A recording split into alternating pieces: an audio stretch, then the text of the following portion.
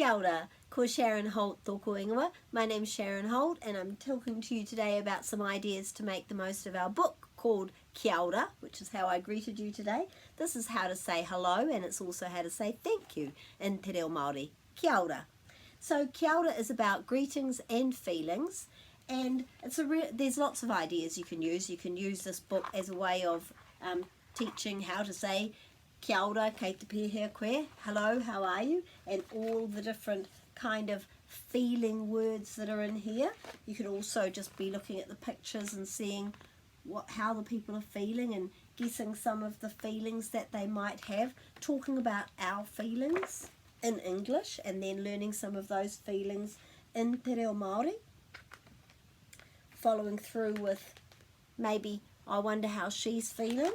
And we'll find out on the next page that she's feeling a little bit annoyed because she's probably got too much homework.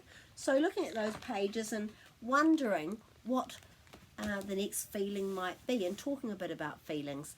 And from a Māori language point of view, you can just start with the very easy feelings to say with young children. Kei te pai aho, for I'm feeling good. Kei te tino pai aho, I'm feeling very good. And maybe for hungry, kei te hia kai aho.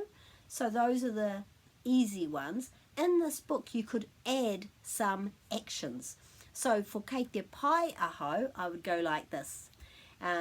Maybe for kei te wera aho, I would go like this. The children could help you to make up the actions. So if it was kei te hia kai aho, I might rub my tummy. And then you could get them to make up actions for each of those words in the song and then play the song and get them to do the actions. Because the more that we do with our body, actions and singing and movement, the more we will remember the learning in that book. Lots of ideas for Kia ora. Hopefully you're doing some of those. I'd love to hear what they are. Ka kite.